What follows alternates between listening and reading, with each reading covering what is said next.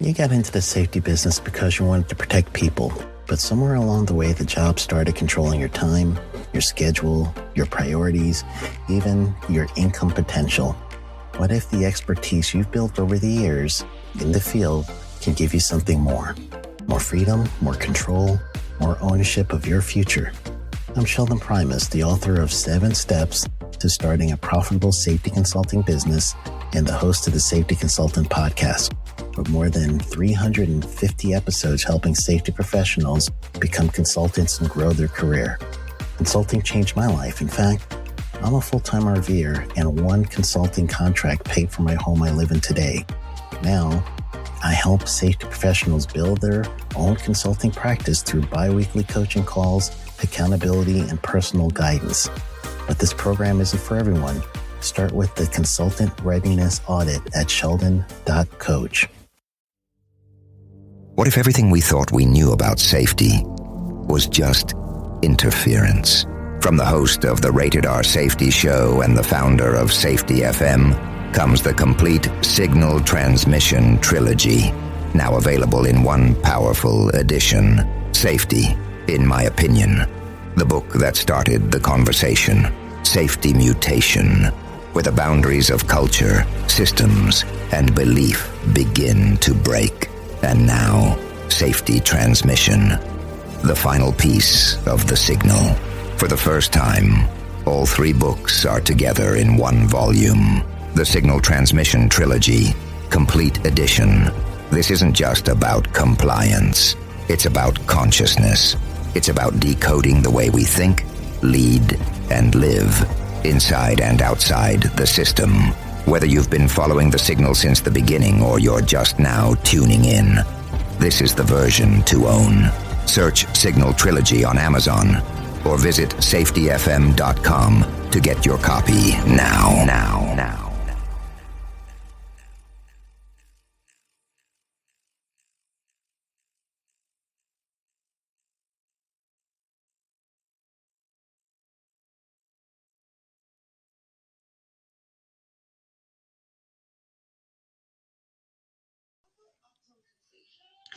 And good morning, good afternoon, wherever you might be. And I just broke my earplugs. We're going to get started here in a minute. Just bear with me. I'm waiting for the Safety FM feed to start up here.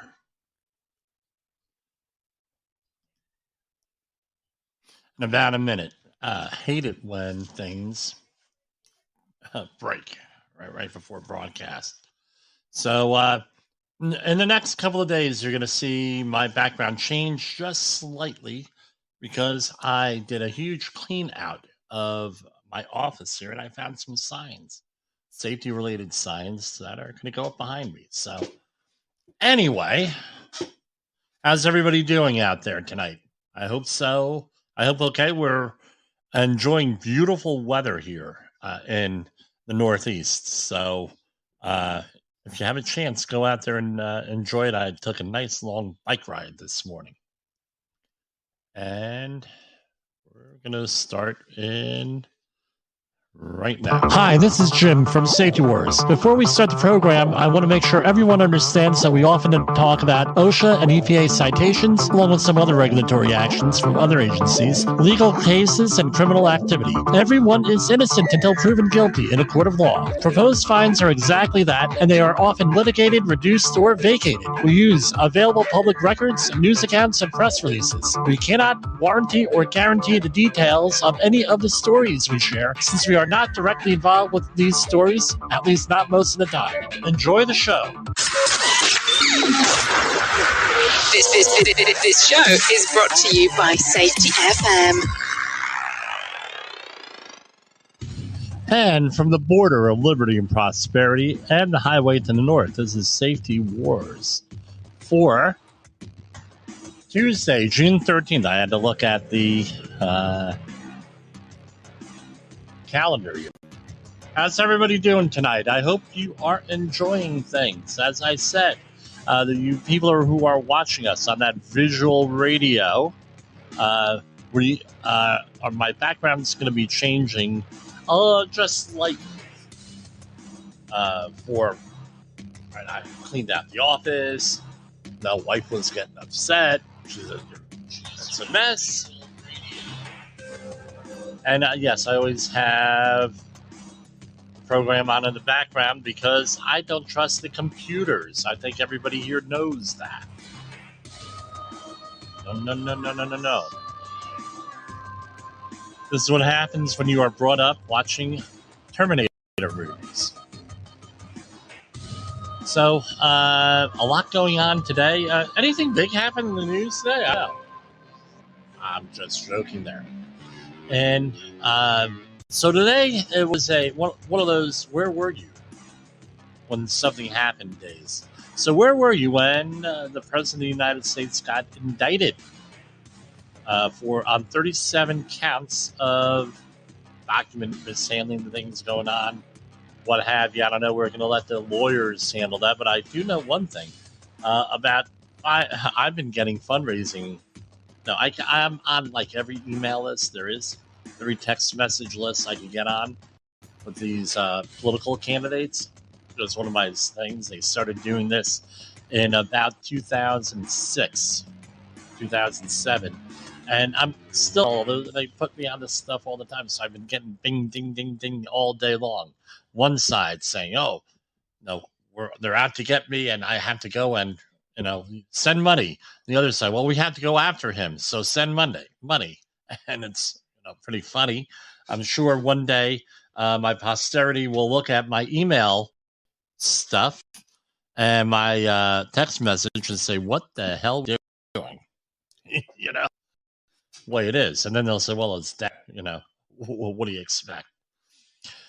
So a couple of other things came up since Monday when we met last night. One of questions that came up over the weekend, and again, someone said, Jimmy, you probably need to comment on this, is professional development. One of the comments that I received from Ian Punnett of Coast to Coast AM on Saturday night was, he didn't ask the question directly. He was like, man, you got a lot of stuff. How are you able to accumulate that? But and I said, this is no, I didn't really answer it adequately, and it's along the lines of, in the safety industry, it's very easy to accumulate certifications. You have several different types and credentials. Most people that I know who are into safety have more than one credential. And I don't mean like you have lead training 1926-62, or you have confined space entry training 1910-146. I don't mean that. It's not what I mean. You go to an organization and you get credentialed. A lot of us, that explains what the issue is. Okay. I had two microphones on. So you're able to take an exam somewhere from an organization, maybe from the government, a license, and you are able to fail it. There is a failure rate on it. Then you have OSHA credentials. Can you fail them depending on what organization you go to? The answer is yeah, but they're OSHA related as far as confined space entry and all. We're not talking train the trainer type situations. And then you have your weekly safety meetings and daily job hazard analysis type of things. So you have several levels of training, but if you're going to get a credential like certified safety professional, certified hazardous materials manager, certified industrial hygienist, you're required to do a certain amount of CEUs, continuing education units. And that goes for pretty much any license out there, even a license to practice law from the barring, right? However that works, from the bars, right? And it's very easy to accumulate this stuff. I had since I'm a consultant since November 2004. No, I graduated back then. I got the big ones. I got my 2 degrees. But what happened, and I had at that time, 2004, I had about 12 years experience depending on how you want to count. You thought that you knew something after 10 years. I call it the 10-year itch. Usually, safety professionals only last about 10 years max. Then a decision has to be made. Are you going to continue doing this or move on to something else? Because as we know, it's a burnout environment. We talk about behavior-based safety. We talk about all these burnout types of environments that we get involved in and everything else. And people are like, screw it. I know people with masters in occupational safety and health, which are not exactly easy to get. You say after 10 years, that's it. Why? Especially when I got into the industry, because it's a burnout thing. Everybody hates you. School does not teach you how to do leadership. Oh, and by the way, there's more to follow in the extremely near future on that. They don't tell you how to handle things. They don't know about the pushback that safety professionals face, like what we discuss on this program. They don't teach you a lot of stuff. And it's like, look, we are a safe company. Therefore, because we have a safety professional, that's all that we need. See, we're safe. We hired a guy to handle this. Now go do your job. Oh, can he put on a pair of safety glasses? No. That's not your job to tell him what to do. We know that. And it can either come as a subtle type of thing where it is very subtle. Oh, hey, or it'll be like very overt, like I just said. Right. So this is essentially what it comes down to, is that after 10 years, you're saying, screw it. I'm done with it. Then after that, what I happened, that's pretty much what happened to me. I said, look, I can't deal with this type of environment here, with the burnout environment. So I went into business for myself. And that was a whole bunch of other problems that came up, especially with my first company. And what ended up happening was I got the comment, you're not qualified. You're not trained. We know more than you do. Blah, blah, blah, blah, blah. So I started a process of autodidact, right? Basically, if you're a safety professional, you're autodidactic, meaning you're self-taught. I believe that's the word. And I went and I started a process of reading. Greatest thing in the world was the website that's started out primarily selling books, that's named after a river in South America. And they have a used book service. So I was able to get books. They didn't have a lot of money. I was able to get books like Eugene Meyer's The Chemistry of Hazardous Materials, and there were others. Internet started to get more and more resources on it. It's health and safety related. And what we ended up doing was learning. Then I became an outreach trainer. I believe it was in 2005 for construction. And then 2010, I went back into 2009, I went back into doing strictly the oil industry, because not a lot of people were getting what were called quick transportation worker identification credentials. So I had them, and I was able to go into and start doing things. And eventually what happened was I went to Rutgers, the Rutgers OSHA Outreach Center, and then it was UMDNJ, then it became Rutgers. Then it was in Piscataway. Now it is in Somerset, I believe it is, right down the street on 287. About 3 miles away, and it takes you about 45 minutes to get there in the morning. And I went through the whole thing, and blah, blah, blah. I said, what's the cheapest and easiest way for me to get credentialed? So I had already had the certified indoor environmentalist credential for indoor air quality.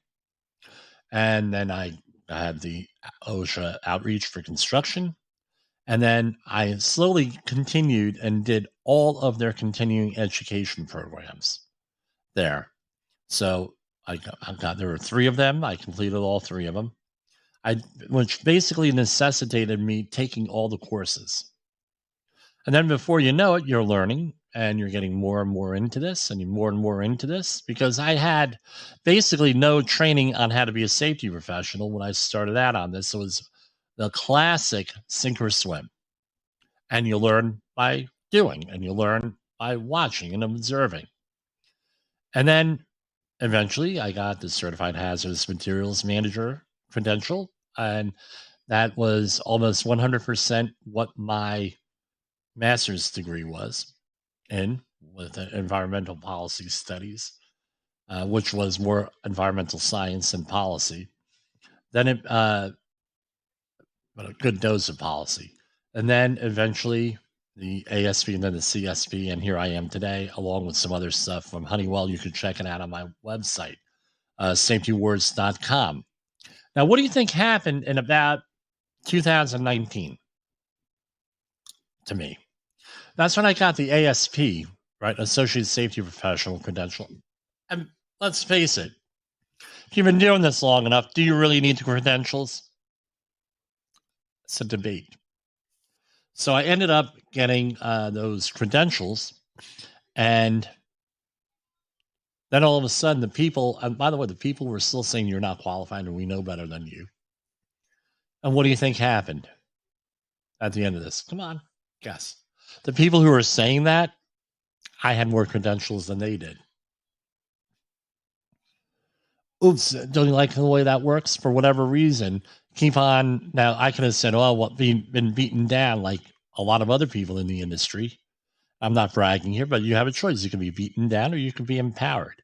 I'm the type of guy that says, hey, look, you can't do X, Y, and Z, and all of a sudden you do it.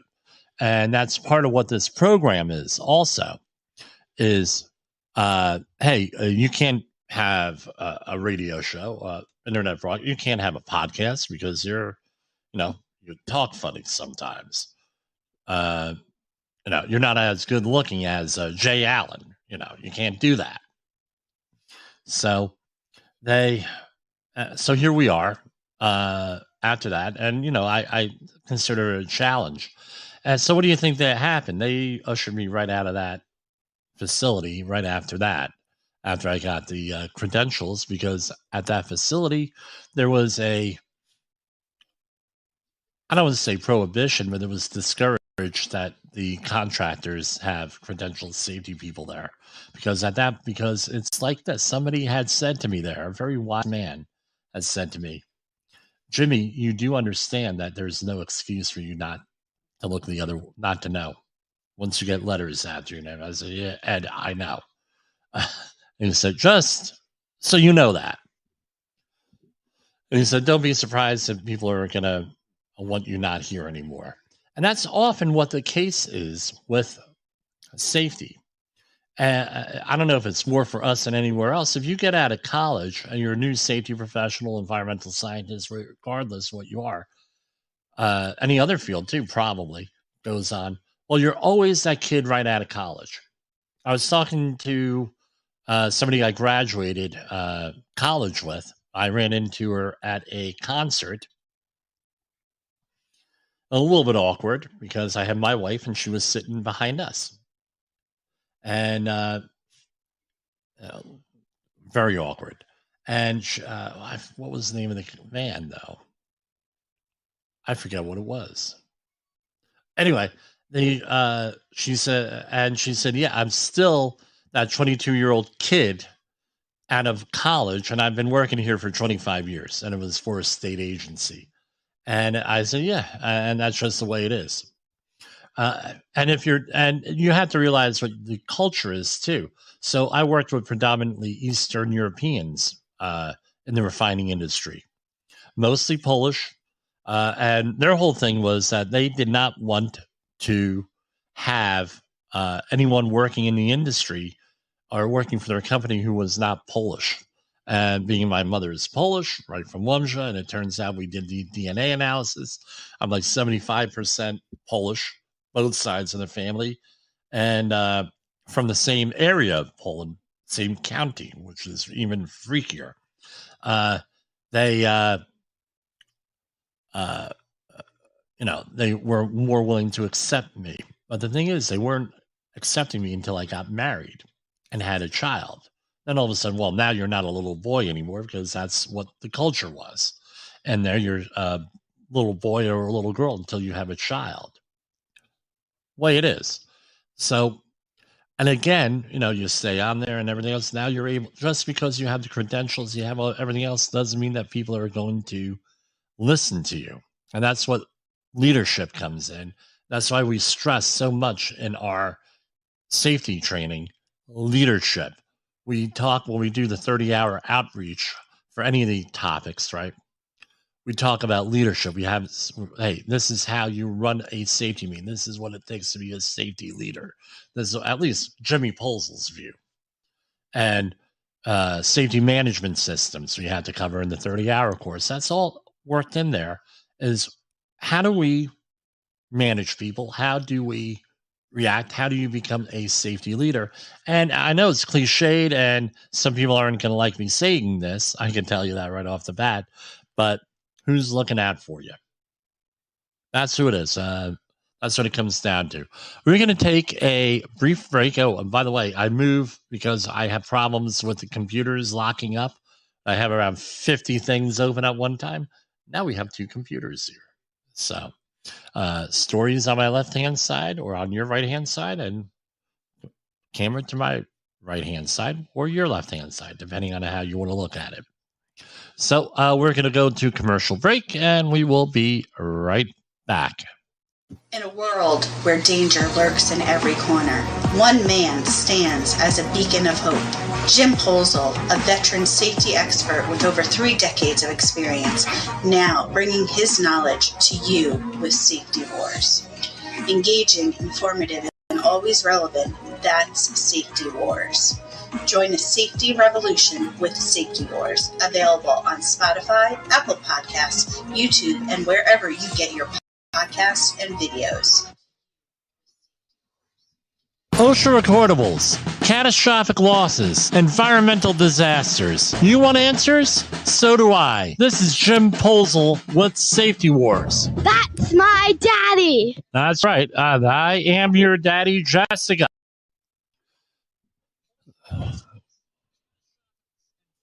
And let's go for one more.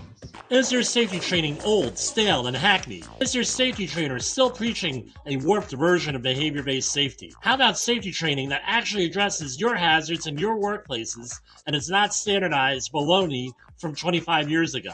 Contact the Safety Wars team at safetywars.com or call Jim Polzel at 845-269-5772. Remember, if you're receiving this message, you are the solution to unsafe workplaces. Okay, so here we are back with our show. We're going to go to our regular news and views here. You can drop me a line, Jim at safetywars.com or 845-269-5772 if you're interested in any of our services. We do lots of training classes. We do a lot of those. Most recently, last week, we did the for supervisors on hazardous waste sites. I developed a course for that. Yes, you have the 8-hour supervisory training for that, but we go into everything that you need to know how to manage a hazardous waste site out there. And one of our more popular things, because what happens is when the guvno hits the fan, you're got to know what to do. You have to know what to do. Who to call, right? And everything else along with that. And how to, more importantly, I focus on how to prevent accidents, accident prevention, incident prevention. And then why do certain things? So maybe to make your investigation a little bit easier on that. And so you have your ducks in a row and avoid liability with that.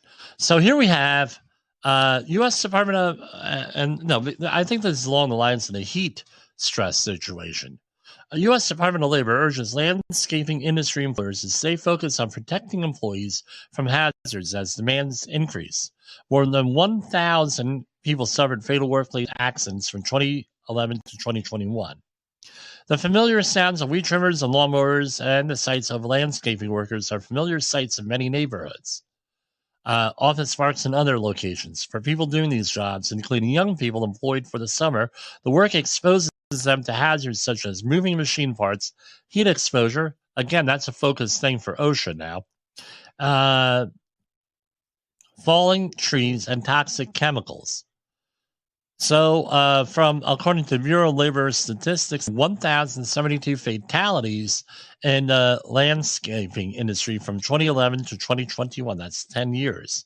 So, what are we looking at? Exposure to chemicals such as fertilizers and pesticides, PPE issues, respiratory hazards, guarding on machine parts, operating machines near water hazards such as ponds and ditches, encounters with animals, insects, and other natural hazards, and contact with electrical power lines during tree and bush trimming. Exposure to extreme summer weather, all of those things. And you can check this all out on the OSHA website here with all of the things on here, all of these hazards. I would encourage OSHA training for recent graduates here. U.S. Department of Labor renews star level designation of Raytheon Company site in Tewksbury, Massachusetts, for workplace safety and health achievements. This is Raytheon employs 3,200 workers at its Tewksbury Product Testing and Design Center, and they have awarded them the OSHA Star site since 2010. So if we remember from recent news, they're looking at revamping that whole program. This is from EPA News. EPA Region 7 to present City of Mason City, Iowa, with $500,000 check for Brownsfield grant.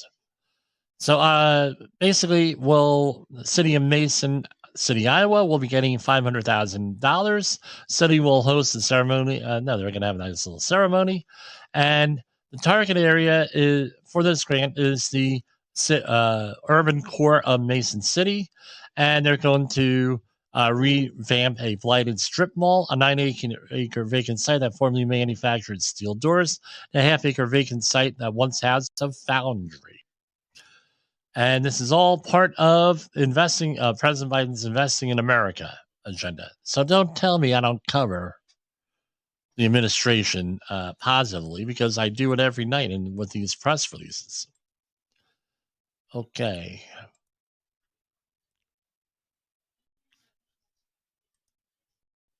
And here we go. Now.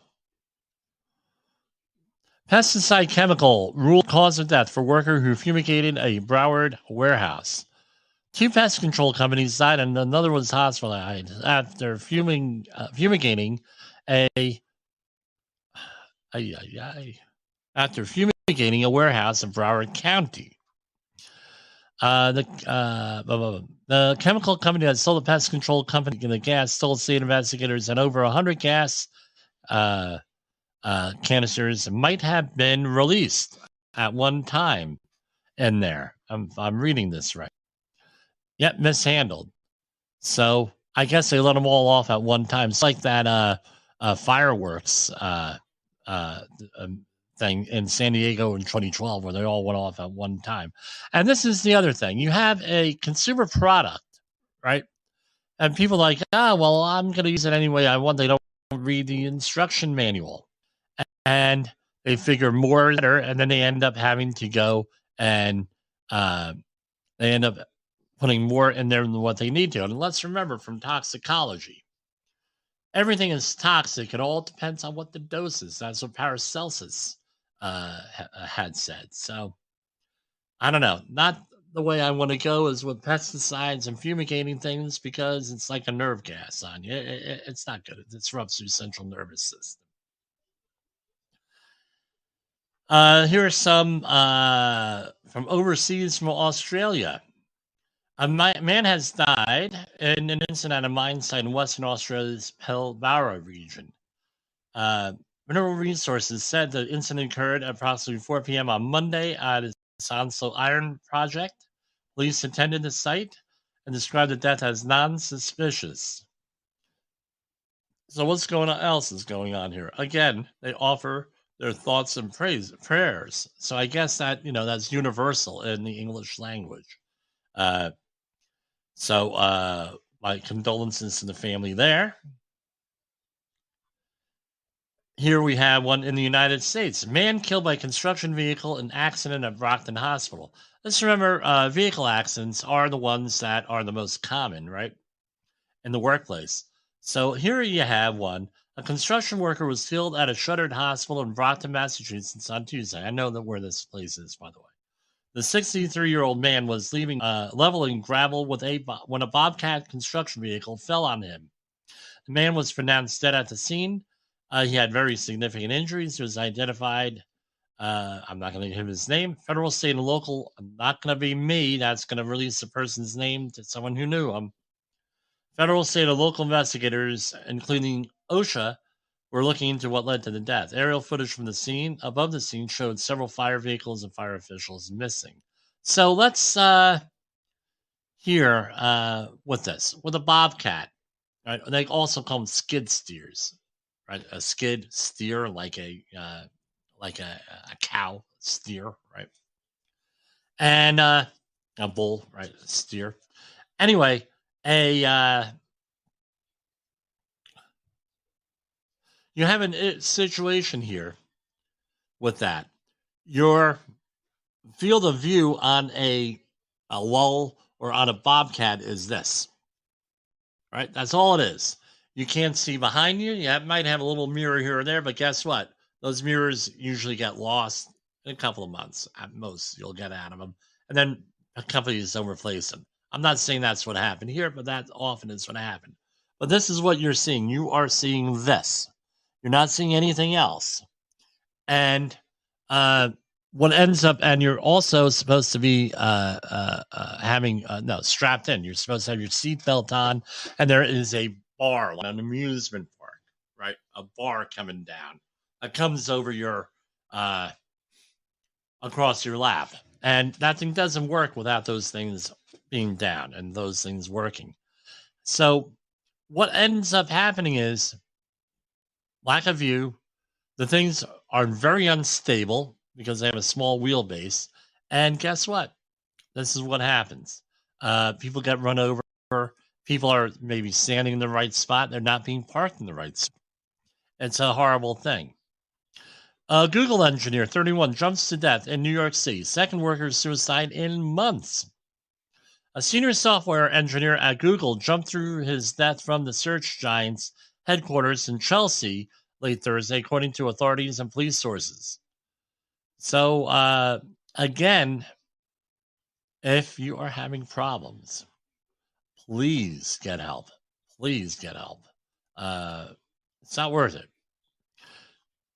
Here we have out of where is this?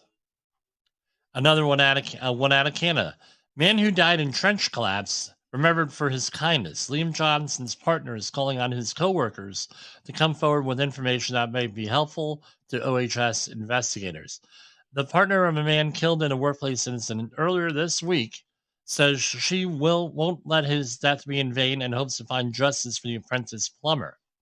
First responders were called to an alley in the 2600 block of 34th Avenue Northwest after this is from Calgary, I guess, Canada, after a large amount of earth retaining wall cinder blocks buried a man who was on a ladder doing sewer line repairs and 3 to 6 meter deep trench. I don't know what the laws are in the United States, in Canada, but in the United States, you would need probably a trench box, or depending on the soil, you could bench it or slope it with that.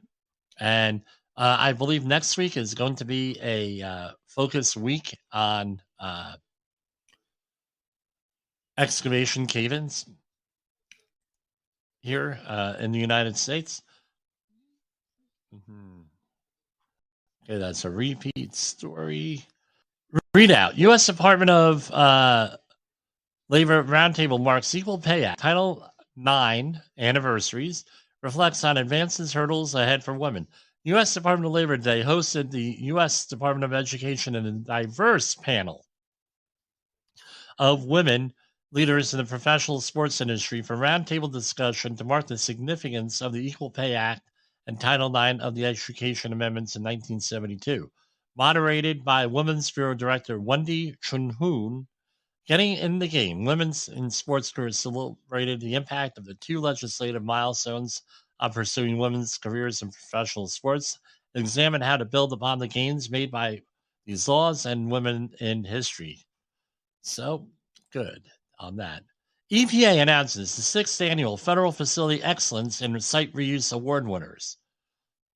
Today, that is the June 13th, the U.S. EPA is announcing the winners of the 6th annual National Federal Facility Excellence in Site Reuse Awards. These awards highlight the accomplishments of federal agencies, states, tribes, local partners, and developers in restoring and reusing contaminated land at federal facilities. EPA is honored. This is from Barry Breen, EPA's acting assistant administrator, the Office of Land and Emergency Management. EPA is honored to highlight the work and tremendous partnerships needed to address contaminated federal facilities and implement a locally driven reuse strategy to safeguard and revitalize communities and the environment. So here we have 2. Superfund National Priorities list is Middlesex. Oh, I know this place. Middlesex Sampling Plant. That's from my right around the corner from me where I grew up. Not right around, but in the same area.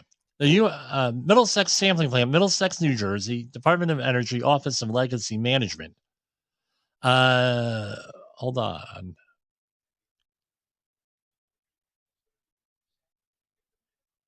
Okay, I know exactly where this site is. The U.S. Department of Energy began remediation at the U.S. government-owned Middlesex Sampling Plant in New Jersey in 1980 under the formerly utilized Sites Remedial Action Program. Since 1997, the U.S. Army Corps of Engineers continued site cleanup activities under the same remediation program, and surface soils were remediated to an unrestricted use level. In 2018, Middlesex Borough, New Jersey, proposed the acquisition of the site for use as a Department of Works / Office of Emergency Management facility and a public road. Public road, going on and on and on. I tell you what, I'm going to do what I often do here. I'm going to Google this because I tell you what, I like doing this stuff up front.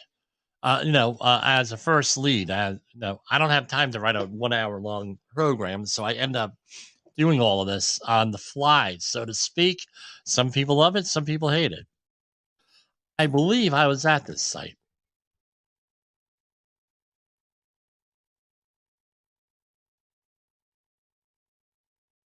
Okay, I've been here. All right, I've been here. The Middlesex Sampling Plant. Yep, I've been here. So, what the history of this plant is actually pretty I'm reading off of Wikipedia here. I've been here. I actually covered somebody for about a month and a half on this job when they were on an extended vacation. So I'm very familiar with this site. So Middlesex Sampling Plant is on Mountain Avenue, Middlesex, and was initially used to stockpile pitch blende uranium uranium ore from 1943 to 1955 under the direction of the Manhattan Project and its successor energy agency, U.S. Atomic Energy Commission. It was used for crush, dried, screen, weigh, and assay, store, and ship uranium along with thorium and beryllium ores. So what ended up happening was all through New Jersey, and I'm sure it's many other areas of the country, you have certain communities that sprung up around the war effort. You can still see one part of Linden, New Jersey is military housing. You also had in the same area the Kilmer, Camp Kilmer. I always used to say Camp Kittimer, right? Which, from Star Trek. It's Camp Kilmer, named after Joyce Kilmer, who wrote the famous poem, right? I think that I shall never see a poem as pretty as a tree. We had to memorize it for Arbor Day. But anyway, they ended up having all these little sites, and as part of I don't think they really understood the nature of uranium, and this is not the only place in New Jersey where they stockpiled this stuff and assayed it and everything else, and then shipped it out by rail to wherever it was going, probably Oak Ridge, Tennessee, at this point to make nuclear weapons. So they ended up, the whole place ended up to be radioactive and everything. It was pretty awesome out there. And yes, I've done radiation cleanups and everything. That's what prompted me to write my first book, which I am thinking about reissuing. And I keep on saying that over and over again. The second priorities list award is former Bannister Federal Complex in Kansas City, Missouri, Department of Energy National Nuclear Security Administration. Again, Bannister Federal Complex in Kansas City, Missouri was acquired and developed by the U.S. government in 1942 as part of the World War II effort. The nearly 3 million square foot under roof site was used to build aircraft engines. This resulted, wrong thing here, significant contamination evidenced by the presence of chlorinated solvents in soil and water. That's usually trichloroethylene and perchloroethylene used as cleaners and things of that nature, and also with paint, some paints back in the day. The site was transferred to a private developer in 2017, and some, pretty exciting things going on out there. With that, weird that I know the one job here.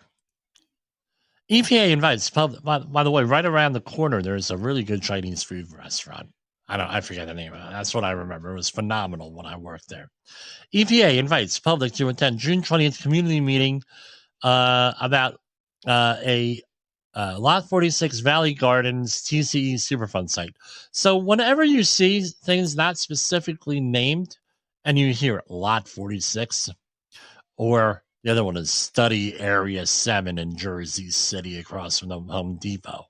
Now that means it's probably a pretty bad site. I'm sorry that, nobody wants to name it. You're not going to name it like Frank Jones's Superfund site. No, it's Lot 46, Valley Gardens. So there's going to be a meeting next Tuesday at Weeks Middle School in Des Moines, Iowa. And they're going to add the Superfund site to the NPL National Priorities List. EPA settles with a renovation company servicing California houses over claims of Toxic Substance Control Act violations. Today, the U.S. EPA announced a settlement with a company, not going to mention the name of the company, only by accident, over claims of violations of TSCA. The company provides renovation services using local contractors at residential properties in California and other states, and has agreed to pay $101,000. The renovation, repair, and painting rule requires that a general contractor or subcontractor have at least one person assigned to a project who has been properly trained in the management of lead-based paint so they can properly train others and ensure that the paint is properly managed and disposed of. This is a federal law, by the way. I went for the class, but didn't really need it after that. I never kept up with it. In addition, firms are required to keep records of their compliance with the rule for at least 3 years from the time of a given renovation has been completed. The claims that this company violated apply to 6 properties through California that involved 8 separate violations. So here they are. Provide property owners with the EPA's Renovate Right pamphlet. Assign a certified renovator to each renovation. Keep records that a certified renovator was assigned to the renovations. Keep records that a certified renovator provided on-the-job training for the workers. Keep records that a certified renovator performed work or directed workers. And keep records that a CR performed post-cleaning verification and contain the work area to ensure that no dust or debris left the work area during renovations. You know what? I did a video on this a couple years back for a client. I'm going to contact the client and see if they'll allow me to release it. Then you could see it for yourself. EPA recognizes 2 North Carolina winners of the Pollution Prevention Works, a storytelling challenge for students. We went over this last week. Here, sorry about that. So the wildfires are still going on up there in Canada. And so if you pull up a wildfire map, you notice that you have them in this country as well. We're not only blaming the Canadians here, right? Do we need to play that South Park song? Blame Canada, right? South Park, the movie. Yes. Jim, you don't watch movies. I know. Not too much anymore. However, I do watch, I will be watching 3 a.m. morning on Wednesday morning. That's when they drop Thursday morning, right? 15th, 13th, 14th, 15th, yes, 3 a.m. Star Trek Strange News. Should I do a review on that on this show? I don't know.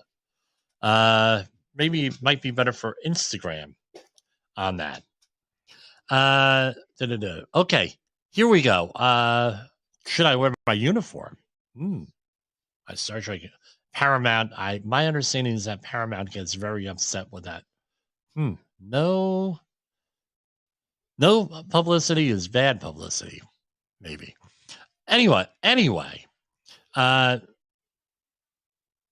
Yes, I have a uniform I bought off a Cafe Press, dressed in a t-shirt. Anyway, they have fires all over the place in Canada, and the outlook so far, I think that the jet stream looks like it moved in a different direction here. And right now, we're seeing for most of the United States, we're in the green for air quality index. I had a conversation with my daughter's teacher today. I said, we did a little Instagram thing with you. Did a shout out for you. Keep up the good work. So we're going to be getting these pretty much the same for the rest of the summer. A little bit of AI here. And since that is a story here, right? Well, ongoing story, AI and how it impacts safety. It's, it's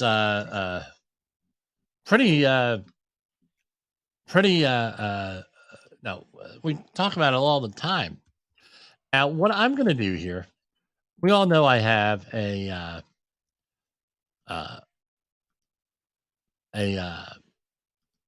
subscription to AI, right? Right. Let's see if I can get it up here. Chat. Right. So here, this is what I did, right? And a rabbi did this, right? So I'm going to go right here, and I'm going to, and so I wonder if it would write a sermon, right? A sermon, like church sermon. And so I picked an obscure passage. So I'm going to put in here 100-word commentary on Amos first. And since I'm Lutheran point of view. So here's 100 words. I mean, I put down over the weekend for a complete thing. Amos 1 presents a powerful message of God's justice and righteousness from a Lutheran perspective. The prophet's condemnation of neighboring nations reminds us that God's concern for justice extends beyond the borders of our own community. We are called to confront and address injustice in all its forms, recognizing that God's justice knows no boundaries. Amos reminds us of our role as believers in actively pursuing justice, advocating for the vulnerable, and standing against oppression. As Lutherans, we embrace this call to be agents of change, reflecting God's love and mercy in a world in desperate need of his justice and grace. Pretty scary, huh? Rabbi did this in New York, and he was a lot more specific. He said, give it in the style of such and such a rabbi. And he went out there and gave the whole sermon to the congregation. And then he said, oh, by the way, a computer wrote all of this. So this is pretty scary in a way. Now, I'm not a theologian, so I don't even know if this is actually valid. But you can see maybe where AI, some of the things we hear about AI, where it's actually the AI actually is influencing people. So before, you have everyone blames the mainstream news media for influencing people, or the MAGA people for influencing people, and the extreme right wing, the extreme left wing, and Mother Jones, and everybody else. We're all being manipulated, right? And I say, don't be manipulated, be educated. But now it's getting to the point where we have AI manipulating people, AI becoming your minister, your rabbi, your imam, whatever your priest, whatever. So I'm going to, just for grins and giggles here, and I'm going to get back to the news here in a minute. So now we're going to do Amos 1, 100-word commentary from Catholic perspective. So what we got here?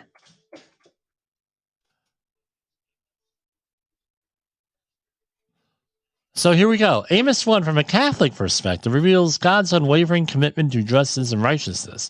The prophet's words resonate with the church's social teaching, emphasizing the need to address and seek injustices and protect the vulnerable. Amos reminds us that our faith must be accompanied by actions that promote a just society. The call to confront the sins of the neighboring nations challenges us to recognize our interconnectedness and responsibilities as members of the human family.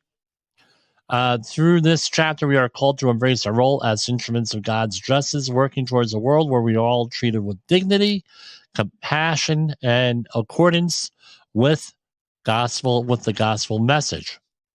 I tell you what, China AI, as again, not a theologian here, they did get the subtleties between Catholicism and Lutheranism. So this is getting a little bit weird here, right? So, by the way, I'm not endorsing it. It's not becoming a religious program, but it can very easily through AI. Watch out, Pastor Tice. I'm coming for you. All right. Paul McCartney says AI got John Lennon's voice on the last Beatles record. Again, this is where a good segue. Beatles singer Paul McCartney told the BBC that artificial intelligence was used to extricate and clean up the vocals of a former bandmate John Lennon from an old recording. The vocals are now set to feature on a upcoming track.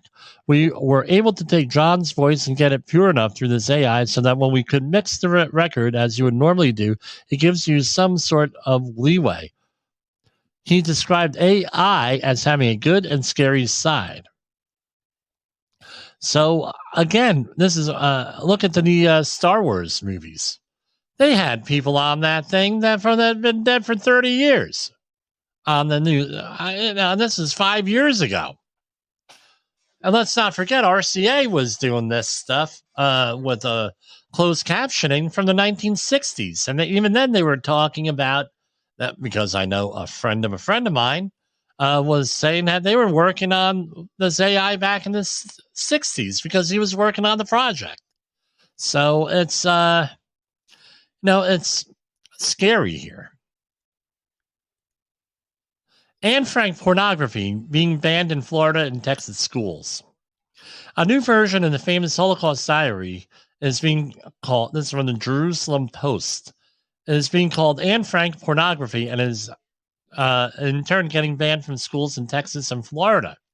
Among the many books that conservative parents have recently asked their children's schools removed is a lushly illustrated version of the most famous Holocaust diary. The graphic adaptation of Anne Frank's diary, published in English in 2018, has found itself at the center of a growing number of controversies involving book removals from school libraries. The movement to police children's literature, particularly graphic novels on the basis of race, sex, and gender, has encompassed thousands of different titles and it has grown to become a potent political force with potential reverberations for the 2024 presidential race. The official who has played one of the biggest roles in enabling parents to challenge the library book. Now, I'm trying to figure out, what is it with this book?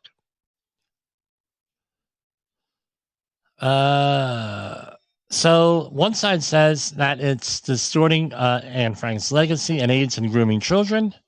Even some Jewish parents and at least one Jewish lawmaker have objected to the book's presence in schools. I read the Diary of Anne Frank many times as a kid. I don't remember any of that stuff that they put in that graphic novel, said Representative Randy Fine, told the Jewish Telegraphic Agency. Calling that adaptation an Anne Frank pornography book, Fine continued. Frankly, the graphic novel is anti-Semitic. To sexualize the diary, well, this is a quote, to sexualize the diary of Anne Frank in that sort of inappropriate way is anti-Semitic. I don't know. I'm going to have, this is one of those things, and you got to check it out for yourself. I tell you what, this, back in the day, 1950s, this was, at least in New York, there was a lot of controversy to Anne Frank's diary as far as whether it was true or not. And there was some litigation with this. Do I believe it was true? Absolutely true. I think that she didn't go far enough, that things were worse than what was in that diary. I know that through my mother's experience. And a guest on here, Imogene Salva from February 2021. I think February 2022, that things were worse than what was documented here with this. I don't know. Kind of read it. It's one of those things. Am I willing to accept everybody? Now, there's controversy here. And when there's controversy, I like to research things. But here you are. If you research it, you're going to get into trouble. Because now you're reading an anti-Semitic pornography book about a teenage, I think she was teenage, maybe 12, not a tween girl, right? I don't know. No, is it true or not? Or are we giving? Is it a work of fiction where we allow people to actually go and have some kind of license to change things? I don't know. We'll figure it out. We'll get there. Right? You'll get there, maybe without me, but you're going to get there, as my mother used to say. All right. Here we go. First, it was quiet quitting now, and I think we're going to conclude with this. All right. Employee frustrations impact productivity and worker retention, Gallup says. So this is according to Gallup articles in the Wall Street Journal. More and more Americans aren't feeling great at work. Half of workers aren't engaged in the job, putting in minimal effort to get by, according to Gallup. Employee engagement, a measure of involvement and enthusiasm at work in the U.S., declined for the second year in a row. There is also a growing share of the workforce that is disengaged or resentful that their needs aren't being met. In some cases, these workers are disgruntled over low pay and long hours, or they have lost trust in their employees. Now, what I had said, I don't know if I said it on the program, but I wrote a letter in 2010 to my political people saying I'm out of politics here. And now I'm commenting on it. And I had pointed out that it's only going to be so long that people are going to figure this crap out. They're going to figure this out. And then all of a sudden, we're going to have a problem because people do not have time to contemplate, as our former president, Richard Nixon, said, where you need soak time. You need contemplation time. And he would always made it his discipline that for a half an hour a day, he actually sat down and he contemplated things. People didn't have that. And what happened in 2020, 2021, 2022, beginning of this year, and in May 11th, what was it? COVID-19 and lockdowns. So now you have people that are, I said, look, when these people figure out what's going on, even a little bit, even if they figure it out and they're wrong about it, they're going to figure something out. There's going to be an issue. They're going to revolt. So what happened? You put all these people in lockdown for how long? And guess what? They're pissed off. Is anybody really surprised about this? Any one of us? That these people are all upset? That people are pushing back? that maybe they went out there and maybe they listened to programs like this or any other 17 or 18, I forget how many there are on the Safety FM network, and many of the other things, they got educated a little bit and said, you know what? This happened in the service industry where people were working as waiters and waitresses and or whatever we want to call them. Then all of a sudden, oh, you know what? There's a lot more out there. I can be doing a lot more with my life. Then all of a sudden they don't come back. Right? And it happened. Why is this thing? And this happens often with these safety things. So I come out when I'm giving a training class. I used to have people, it still happens. They didn't do that at my old company. They didn't. They were supposed to do that. Yeah, they're supposed to give you safety glasses for eye hazards. Well, legally they don't, legally if they're prescription, no, but you didn't know. They didn't do us that. I said, hey, look, I don't know what they did at the old company. I said, but this is what we're training you to do with your new company. And when I was working in an inner cities job program for a great American university in university in New Jersey, we would hear that all the time.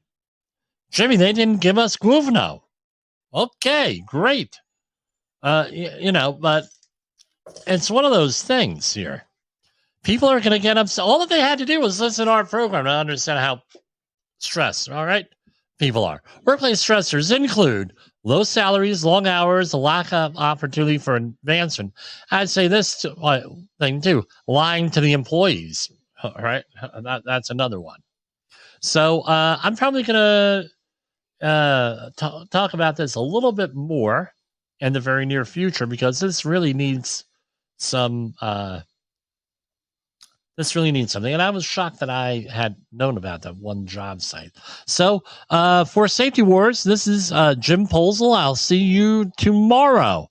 And we're already off to a good start this week. 2 days in a row of Safety Wars. Safety Wars is streaming now. SafetyFM.com. The views and opinions expressed on this podcast are those of the host and its guest and do not necessarily reflect the official policy or position of the company. Examples of analysis discussed within this podcast are only examples. They should not be utilized in the real world as the only solution available, as they are based only on very limited and dated open source information. Assumptions made within this analysis are not reflective of the position of the company. No part of this podcast may be reproduced, stored in a retrieval system, or transmitted in any form or by any means, mechanical, electronic, recording, or otherwise, without prior written permission of the creator of the podcast, Jay Allen.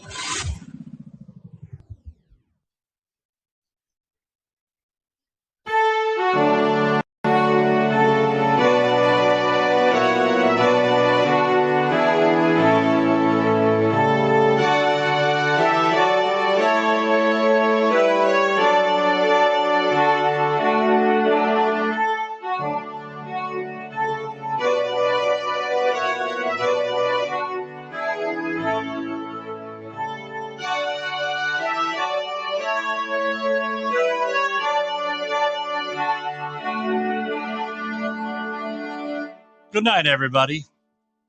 Stay safe. You got into the safety business because you wanted to protect people, but somewhere along the way, the job started controlling your time, your schedule, your priorities, even your income potential. What if the expertise you've built over the years in the field can give you something more? More freedom, more control, more ownership of your future. I'm Sheldon Primus, the author of 7 Steps to Starting a Profitable Safety Consulting Business and the host of the Safety Consultant Podcast, with more than 350 episodes helping safety professionals become consultants and grow their career. Consulting changed my life. In fact, I'm a full-time RVer, and 1 consulting contract paid for my home I live in today. Now, I help safety professionals build their own consulting practice through bi-weekly coaching calls, accountability, and personal guidance. But this program isn't for everyone. Start with the Consultant Readiness Audit at sheldon.coach. What if everything we thought we knew about safety was just interference. From the host of the Rated R Safety Show and the founder of Safety FM comes the complete signal transmission trilogy, now available in one powerful edition. Safety, in my opinion, the book that started the conversation. Safety Mutation, where the boundaries of culture, systems, and belief begin to break. And now, Safety Transmission, the final piece of the signal. For the first time, all three books are together in one volume. The Signal Transmission Trilogy, Complete Edition. This isn't just about compliance. It's about consciousness. It's about decoding the way we think, lead, and live, inside and outside the system. Whether you've been following the signal since the beginning or you're just now tuning in, this is the version to own. Search Signal Trilogy on Amazon or visit safetyfm.com to get your copy now.